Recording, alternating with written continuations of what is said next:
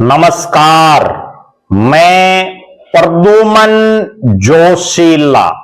Bharatiya Janata party इस बात के लिए जानी जाती है कि वो किसी भी ऐसे नेता को भी बहुत बड़ा नेता बना देती है जो खुद के दमखम पर कभी चुनाव ना भी जीता हो। ऐसा ही एक उदाहरण हरियाणा की राजनीति में भी है, जब कई चुनाव लड़ने के बाद भी जिस शख्स को जीत हासिल ना हुई हो और उसको बीजेपी ने देश की सबसे बड़ी पंचायत संसद के उच्च सदन यानी राज्यसभा में भेज दिया, और नाम है रामचंद्र जांगड़ा। रामचंद्र जांगड़ा जिन्होंने कई चुनाव लड़े, हारे, नहीं जीत पाए, ना विधायक बन पाए, ना सांसद बनने की कभी बारी आई, लेकिन बीजेपी ने बार बार हार रहे रामचंद्र जांगड़ा को देश की सबसे बड़ी पंचायत संसद में के उच्च सदन राज्यसभा में भेजा। उनका कार्यकाल कुछ एक घंटे का बाकी है।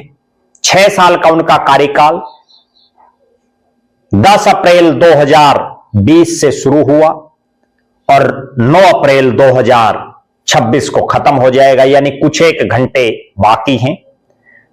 लेकिन अब देखना यह है कि रामचंद्र जांगड़ा को जो इतनी बड़ी चौधर बीजेपी ने दी, उसका पार्टी को कोई फायदा है या नहीं, वो अगले कुछ एक घंटे बाद पता चल जाएगा। आज ही पता चल जाएगा हकीकत कि रामचंद्र जांगड़ा को इतनी बड़ी चौधर देने से बीजेपी को कोई फायदा हो पाया है या नहीं। कैसे? आज यानी 5 अप्रैल का दिन और रामचंद्र जांगड़ा का जो घरी हलका है, जहां से वो चुनाव भी लड़ चुके हैं, महम, रोहतक का महम, वहां महम विकास रैली करने जा रहे हैं प्रदेश के मुख्यमंत्री। इस महम विकास रैली में भले ही यहां से पार्टी के प्रत्याशी भारतीय कबड्डी टीम के पूर्व कप्तान दीपक निवास हुड्डा रहे और रामचंद्र जांगड़ा सांसद राज्यसभा, उसके बावजूद दीपक निवास हुड्डा बुरी तरह से चुनाव हारे, मुट्ठी भर वोट उनको मिले।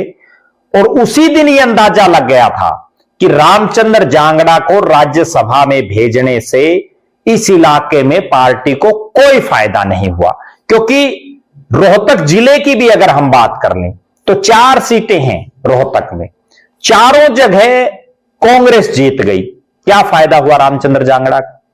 लोकसभा में भी कांग्रेस जीत गई, जबकि रामचंद्र जांगड़ा के राज्यसभा जाने से पहले इस इलाके में डॉक्टर अरविंद शर्मा जीते थे, बीजेपी के प्रत्याशी 2019 में।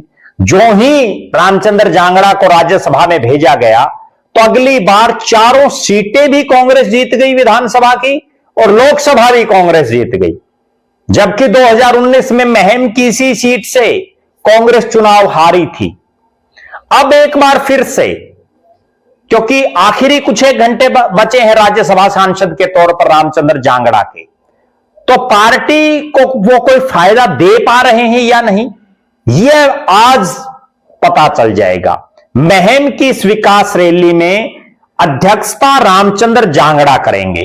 हालांकि अब तक जितनी विकास की रैलियां प्रदेश के मुख्यमंत्री कर रहे हैं या धन्यवाद रैलियां जो हल्का वाइज कर रहे हैं, उसमें हम देख रहे हैं कि उस इलाके से जिसने बीजेपी की टिकट पर चुनाव लड़ा उसको अध्यक्षता करवाई जा रही है, वो चाहे चुनाव जीता या हारा। लेकिन यहां महम में मामला पूरी तरह से पलट गया है। महम में पहले भी रैली रखी गई थी, लेकिन आखिरी कुछ समय में वो रैली कैंसिल कर दी गई। अब वो रैली 5 अप्रैल को रखी गई है, यानी आज गवर्नमेंट कॉलेज का जो ग्राउंड है वहां महम में ये रैली, और इस रैली में प्रदेश के मुख्यमंत्री नायब सिंह सैनी सहित बीजेपी के कई बड़े चेहरे शिरकत करेंगे। लेकिन अग्नि परीक्षा होगी रामचंद्र जांगड़ा की। हकीकत पता चलेगी कि भले ही महम से चुनाव हार गई बीजेपी बुरी तरह से, चारों सीटों पर बीजेपी चुनाव हार गई, लोकसभा का हार गई, लेकिन क्या अब भी कोई दमखम है रामचंद्र जांगड़ा में वो इस रैली में आई हुई भीड़ से पता चलेगा। पिछले कुछ एक दिन से रामचंद्र जांगड़ा गांव गांव में जा जाकर के इस रैली का प्रचार प्रसार कर रहे हैं। उनके बुलावे पर, क्योंकि बुला वही रहे हैं, दीपक निवास हुड्डा तो कहीं फील्ड में दिखाई नहीं दे रहे इस मुहिम की रैली के संदर्भ में, उस लिहाज से कि रामचंद्र जांगड़ा में कितना राजनीतिक दमखम है, उनके बुलावे से कितने लोग मुख्यमंत्री को सुनने आते हैं, ये सबसे बड़ी बात स्पष्ट हो जाएगी। रामचंद्र जांगड़ा को सांसद बनाया, हारे हुए नेता को सांसद बनाया, और मैं अक्सर एक बात कहता हूं कि ये राज्यसभा उन्हीं लोगों के लिए ज्यादा इसमें स्कोप है जो या तो बार बार चुनाव हार जाते हैं या जो बेटिकट हैं, जिनको टिकट नहीं मिल पाती। और रामचंद्र जांगड़ा दोनों ही श्रेणियों में हैं, वो बेटिकट भी रह चुके हैं, वो हारे भी हैं। उस लिहाज से रामचंद्र जांगड़ा को यहां से राज्यसभा में हरियाणा से भेजा गया। अब सबसे बड़ी अग्नि परीक्षा उनकी यही है कि मुहिम की धरती पर वो कितनी भारी तादाद में लोगों को ला पाते हैं। पिछले कुछ एक दिन से जिस ढंग से वो गांव गांव जा रहे हैं, हकीकत सबके सामने आ जाएगी कि आखिर रामचंद्र जांगड़ा को चौधर देने से, और इतनी बड़ी चौधर देने से, पार्टी को कोई फायदा हुआ या केवल रामचंद्र जांगड़ा को ही फायदा हुआ। उनके नाम के पीछे हमेशा के लिए पूर्व सांसद लिखा जाएगा, सुख सुविधाएं मिलेंगी, अच्छी खासी तनख्वाह मिली है उन्हें, पेंशन भी मिल जाएगी। तो ये जो सुख सुविधाएं हैं ये केवल रामचंद्र जांगड़ा को ही मिलेंगी या बीजेपी को राजनीतिक तौर पर उनको राज्यसभा में भेजने से कोई फायदा होगा, ये कुछ एक देर में स्पष्ट हो जाएगा। हमारी नजरें मुहिम की इस रैली पर निरंतर हैं। आप दर्शक जरूर कमेंट करें, रामचंद्र जांगड़ा के राजनीतिक भविष्य को लेकर के आप क्या मानते हैं। रामचंद्र जांगड़ा जिस तरह से पिछले कई सालों से राजनीतिक फील्ड में हैं, भविष्य में आप क्या देखते हैं। और आप दर्शक ये भी कमेंट जरूर करें कि रामचंद्र जांगड़ा को राज्यसभा में भेजने से बीजेपी को कोई फायदा हुआ या फायदा केवल रामचंद्र जांगड़ा को हुआ। अपनी बेबाक राय जरूर रखें। बहुत बहुत धन्यवाद। आपका अपना प्रद्युमन जोशीला।